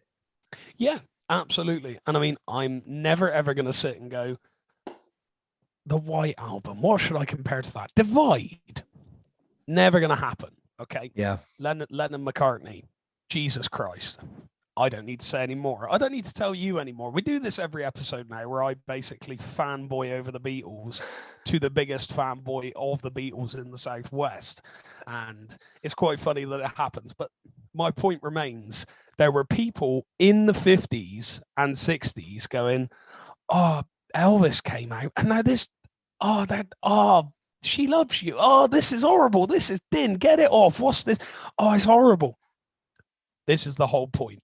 Every single generation goes through this little tiff with itself where it's like, oh, this generation sucks. The 90s were better. Let me just take, you see it in YouTube comments all the time. Let me just take my Nirvana album. Like, please do not get me wrong. All these classic bands are classic for a reason. They're extremely well known for a reason. Yes. But that does not mean that I'm then going to disregard Montero because he didn't release that in 1974. Do you know what I mean? This is exactly the point. And the point we're trying to make is it doesn't matter when it was released. They utilized what they had at the time. And yeah, it just does my head. And it's the same with Queen. Oh, Bohemian Rhapsody. What's that rubbish? Led Zeppelin. Stairway. Oh, that sounds a bit rubbish. Actually, no, I don't think that ever happened. I'm not too sure. I think the album 4 that it came off of only got a 1-sentence review. And it's like, again, it ain't like Les Paul back in the day, is it? It's like, yeah, there we go. I don't know. You're going to get that. You're going to get that. But again, like, of this is, it just, again, with pop, just give it a chance. Like, it's only pop music. It's just popular music.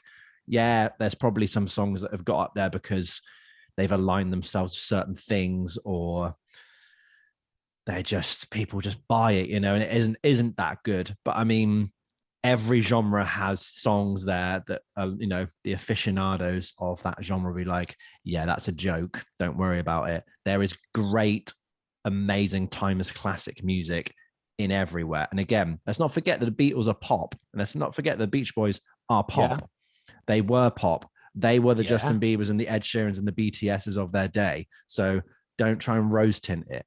And they've all done clangers. They've all done not very good songs, So all I'm saying is, instead of give Peace a chance, give Biebs a chance. All right? Nice. Give Biebs a chance, okay? All of his albums. All we are saying is give Biebs a chance. Give him a chance, but he does do so good features. I think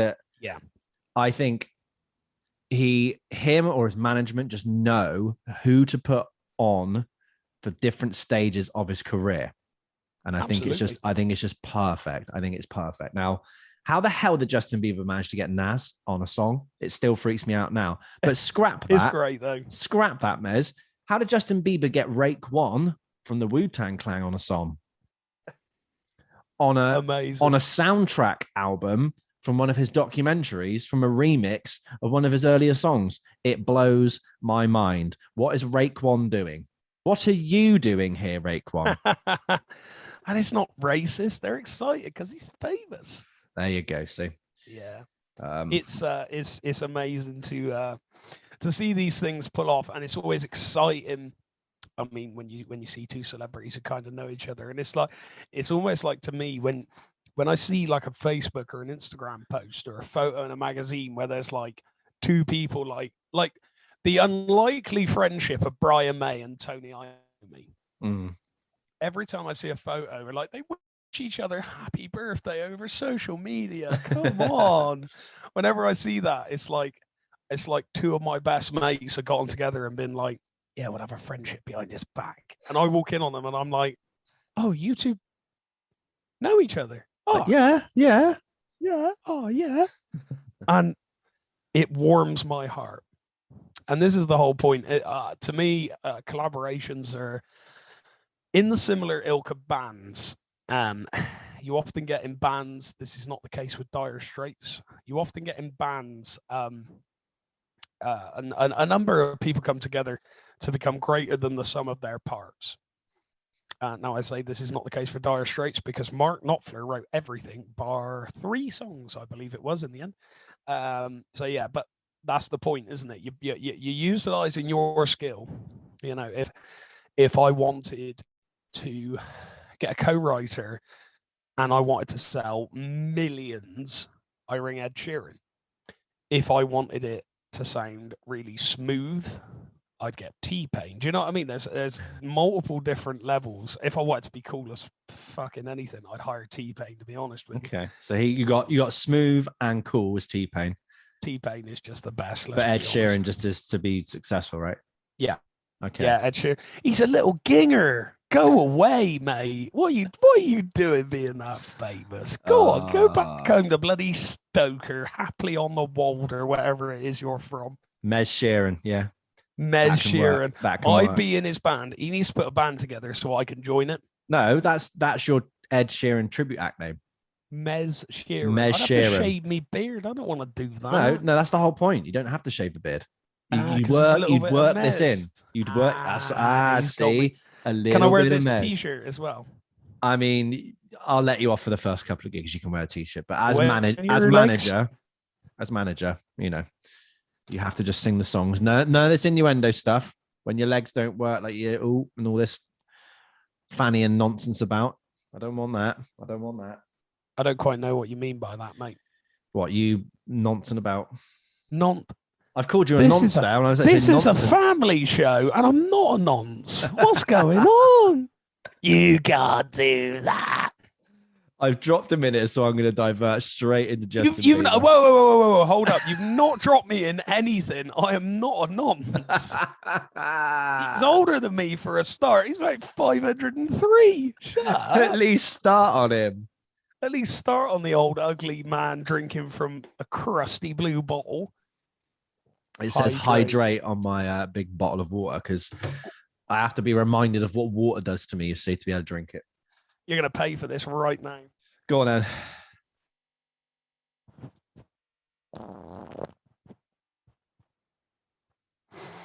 There you go.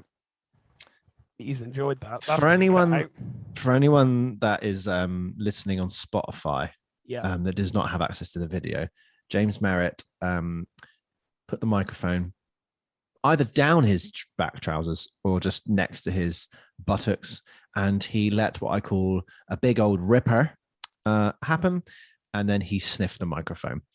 I'm glad he's quarantining, and I hope that he quarantines for the rest of the year.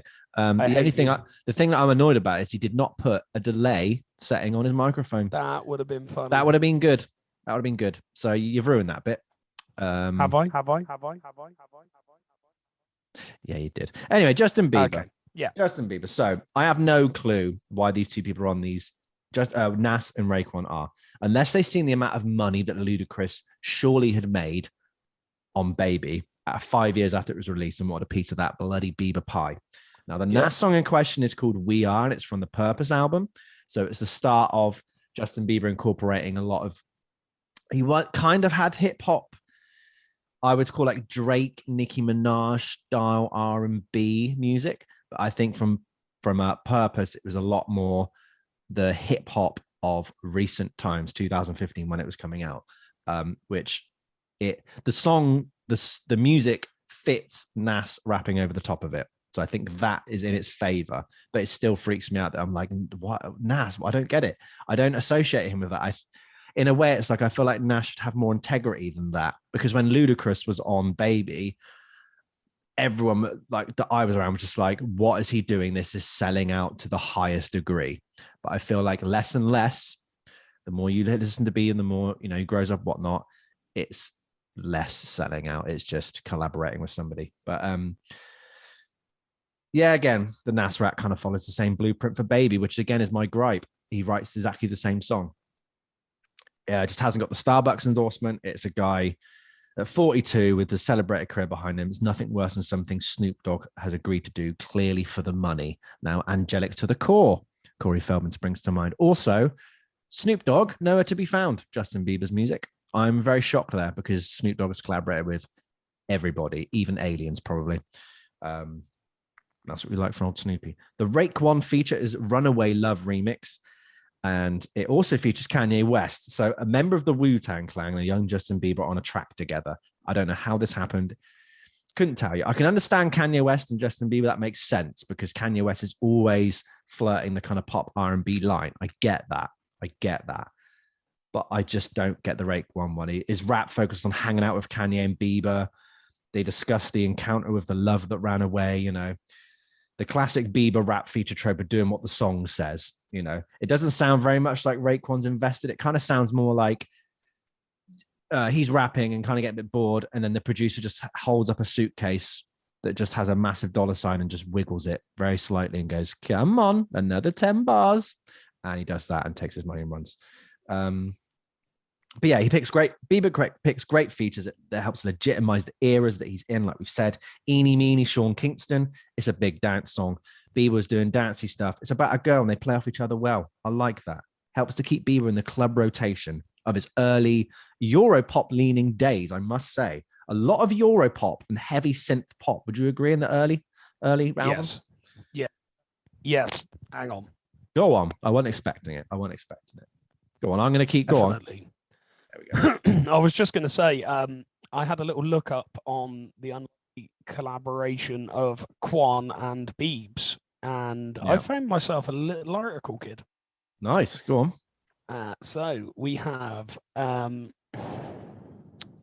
Justin Bieber Kanye West team up that began with a Twitter conversation this week has become a reality. Take it from Wu-Tang Clan's Raekwon, who flew to NYC yesterday at West's invitation to add a verse to West's remix of Bieber's Runaway Love. This is definitely taking place, Raekwon tells the Music Mix. It's a historical moment for hip-hop. Raekwon and West have been meaning to work together for years, but the Staten Island rapper was as surprised as anyone to see his name come up in West's tweets with Bieber last weekend.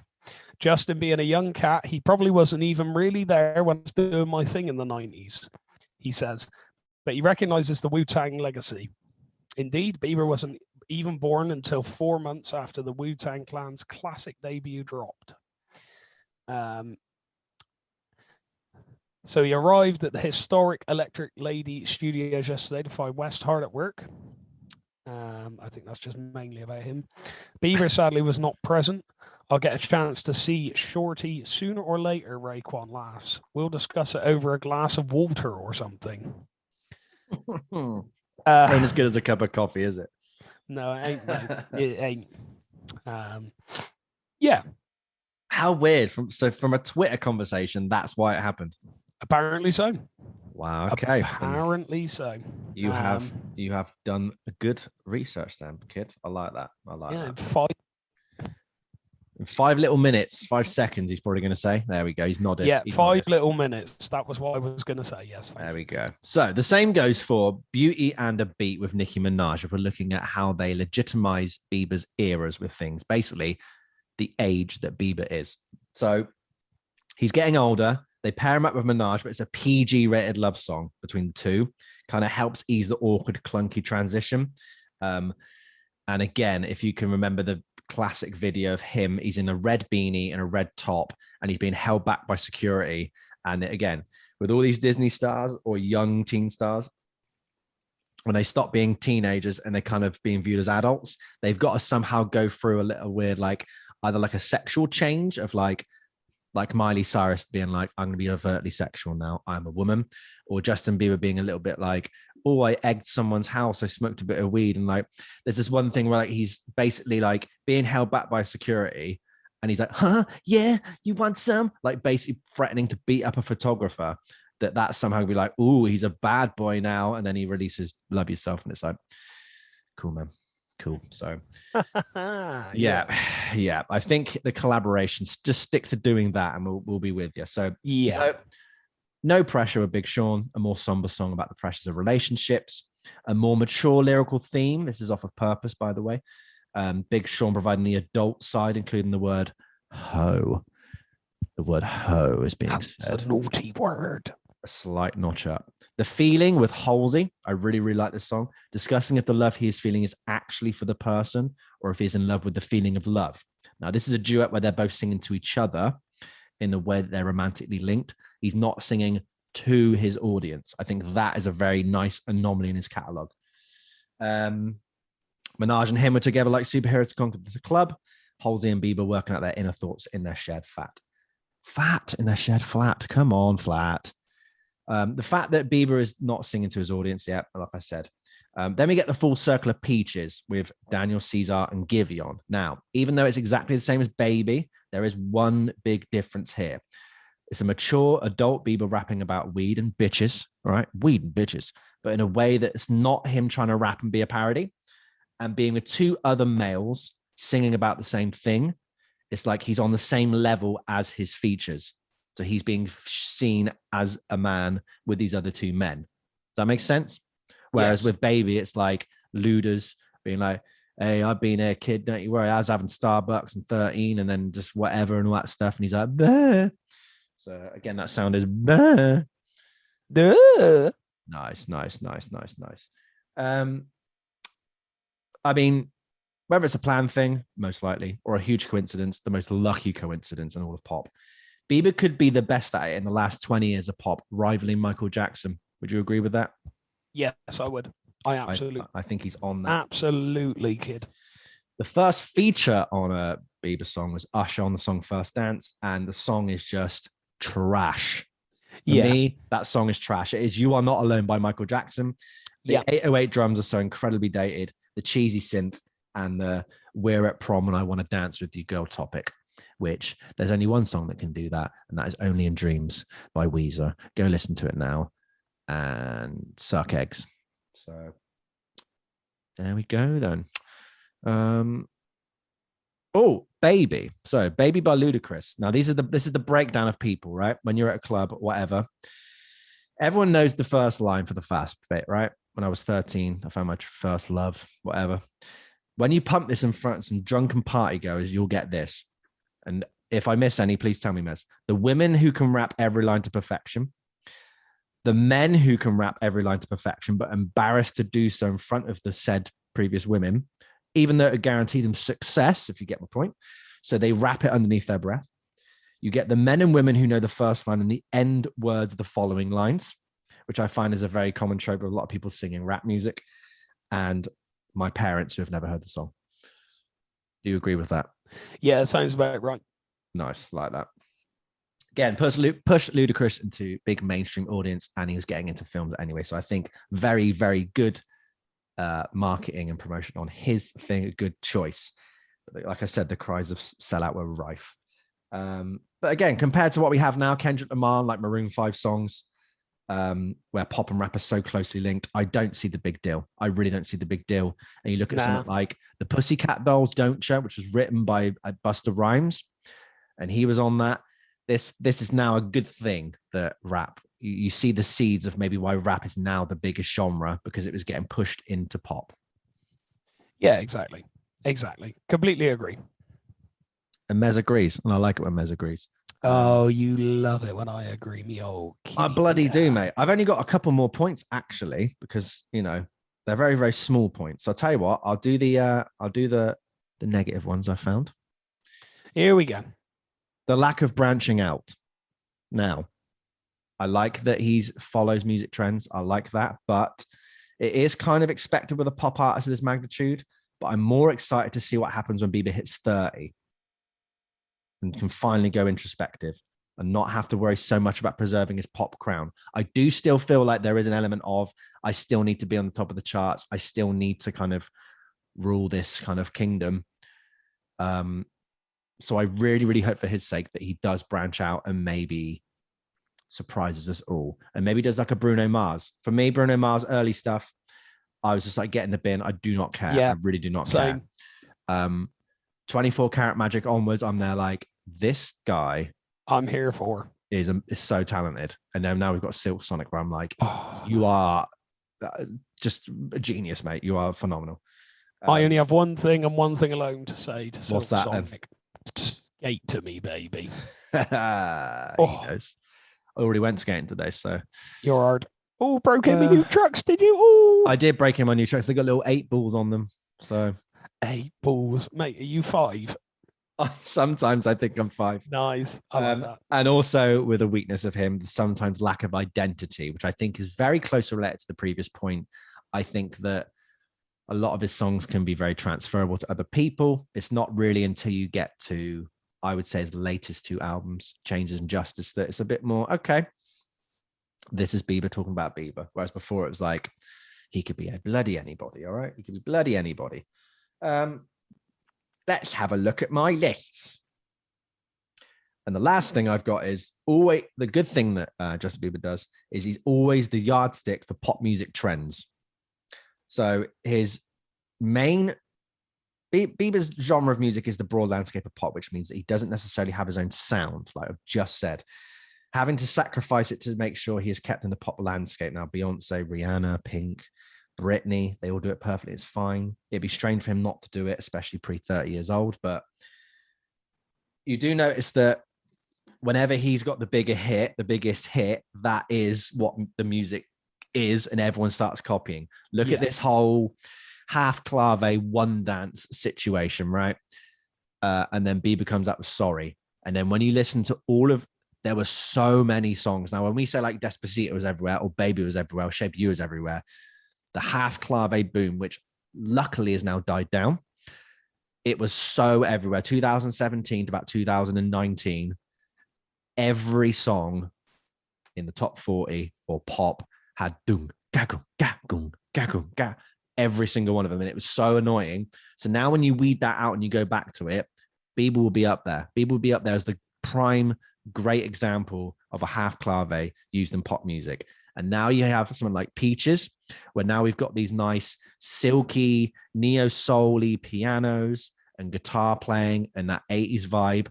Justin Bieber is there. Isn't that right, my friend James Merrett? Anything to add there?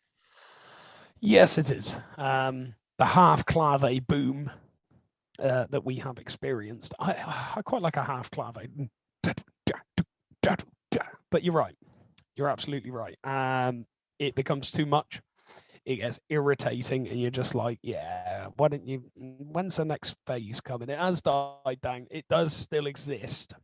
Obviously, radio stations do play tunes that have been released in the last 10 years quite regularly. So, I mean, yeah, it's still there, but thank God that it's done for now somewhat. But yeah, no, I quite agree. It is very much, he's very much seems to be a trendsetter. More power to him, because he writes great music and he releases great music. And that's what I think, really. That is what Mez thinks. I like that. So we've got a couple more points to go on. Then it's like Go on, kid. Our top 5 and worst 5. What are we going to do? So a song early on in his career, which I was very shocked by in a good way, was the song Bigger. Now, I want to say it is off of My World 2.0. It might be off of My World EP. But I was so shocked. I was like, what's he doing? He's like 15 here. He's killing it. It's like very R&B, very early Timberlake. It's got some tasty extended chords, really, really nice progression with you just like, okay, where am I going? Definitely a song that would trouble the metal guitar snobs, and one to prove that Bieber had potential. A strong vocal delivery, lower in his kid range as well, because that was another gripe, is that, I mean, again, his voice hadn't broke at this point. I'm not going to rip him, but I can understand why people might not want to listen to his earlier stuff, especially the first 2 albums, because he's just such a high voiced little kid. But his later stuff, obviously, I would say, is much better in terms of vocally. He's just a better singer. But yeah, Bigger. I was very, very surprised by that, and I really, really liked it. You go to Bieber to hear a catchy melody that everyone around you will be singing, but it's so great to hear that he has songs like Bigger so early in his catalog that were nuanced and not throwaway pop that you could argue a lot of his early work is. It's just him woodshedding, finding the good moments, and then suddenly he started making albums from Purpose onwards. Production, again, he's one of the biggest pop artists of all time and of now. He's going to have great production. I found nothing really too grating or weird or like not great about it.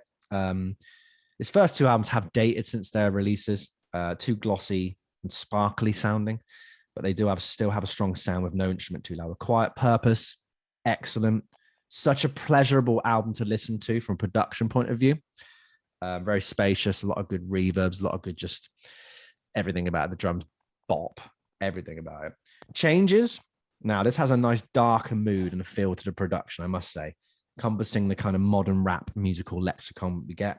Those rapid fire hi-hats, those 808 style kicks, along with its slower and softer songs that only have guitar. And this is what I really enjoyed. That's why I really like Changes. It's just getting into that album, that emotion, that vibe is just great. You know what I'm saying? And Justice is kind of like a mesh of Purpose and Changes, I would say, with a more real sounding piano sound. Adds depth and weight to a lot of the songs. Strange how an instrument can provide emotion as much as a vocal can. You know what I mean?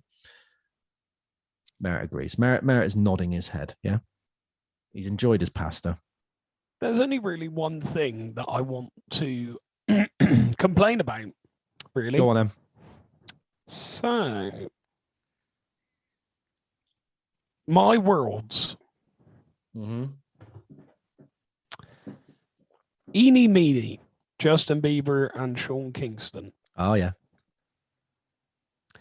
Have you seen the artwork for it? I have seen the artwork for it. That's my complaint.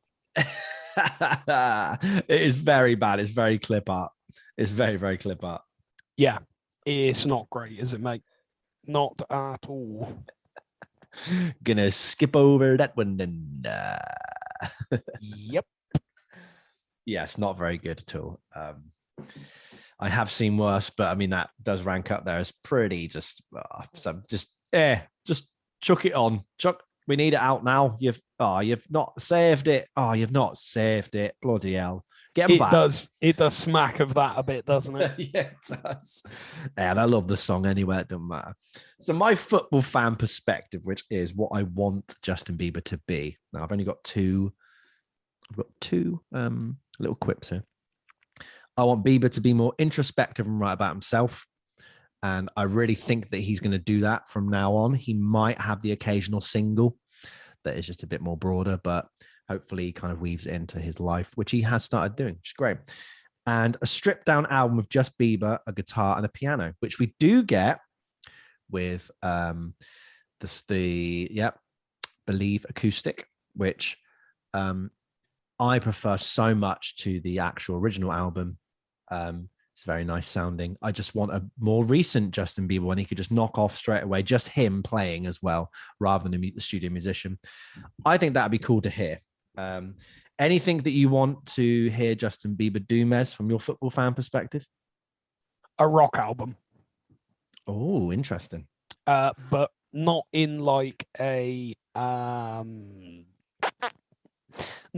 traditional sense, but how he thinks a rock album should be. Yeah, I think I agree with that. My top 5 Bieber songs in no order. So this is what I would say is I would bump. Confirmation, Where Are You Now, Available, Off My Face, and ETA. Now they're all very recent ones.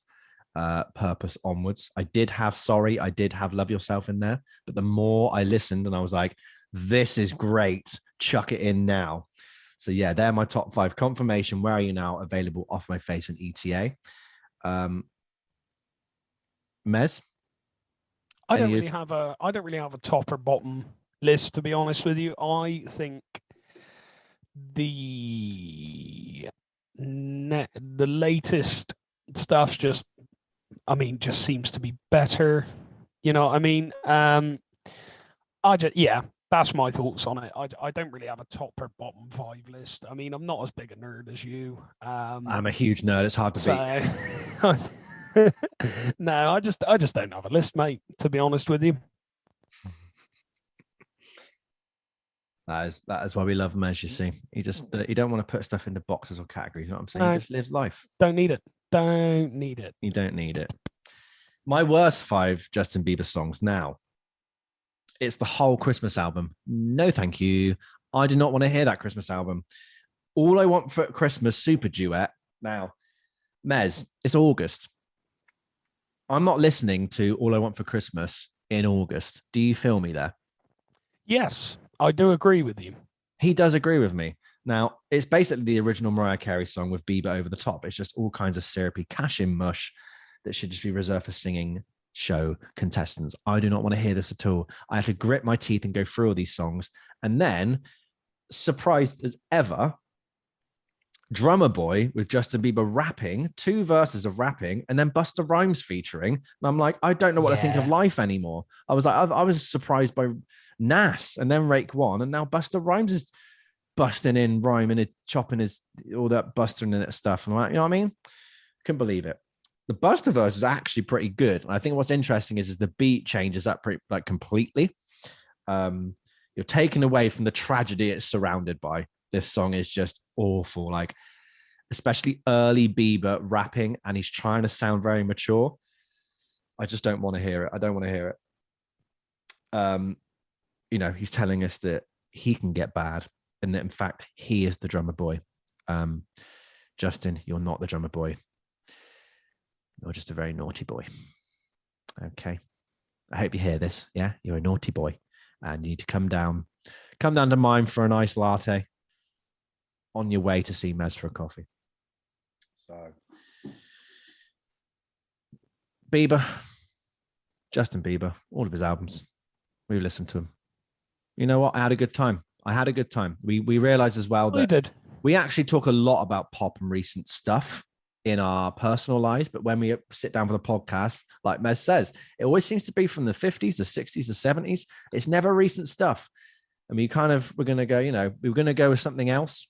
It was like a 90s rock band, but I was like, nah, let's go for something a bit more current. So Bieber, I think, honestly, if you dip into his stuff, I would start with Purpose onwards. You'll be very, very pleasantly surprised. I think you'll be like, and again, this is a good barometer for everything. I think you'll find at least one song that you would like. And I think that goes for everybody. Maybe not the hardcore metal purists, but I think everyone will like at least one Bieber song. Give it a chance, as we said earlier. All we are saying, is give Biebs a chance. Nice little rendition there to send us off. Send you out, me old dodger. The old dodger. Right, that's the end of that episode. That took a long while in the making to turn up, but we thank all of our patrons. We thank all our viewers to tuning in, who are waiting, who have been messaging us going, where's the podcast? It was there. We just did not have a day to record it. We did not have a few hours to record it. It sounds silly, but or it doesn't sound true, but it took a while. So we are going to be quite busy for next week. We are going to sit down maybe the next couple of days and figure out what to do. We're going to do some Patreon content for all our lovely patrons. Next episode, I'm going to look at my list so everyone knows what we're going to be talking about, so you can get in nice and early. So let's have a look then. It is going to be artists with one album. What the hell do you do when the artist you're listening to has one album and one album only, and you want more, but you can't have more because it's just one album? Do you wait to the 25th anniversary so you get all the demos? Do you wait to the 50th anniversary so suddenly all these new songs pop up? Who knows? We'll be discussing that. We'll probably talk about Lauryn Hill at some point because she only has one album, and that's very interesting. But yeah, we'll see you when we talk about that. James has got a glorious beard. That is his quarantine beard. And I say we'll see you next time, everybody. Yes, James, what do you say? I say goodbye from him. Nah.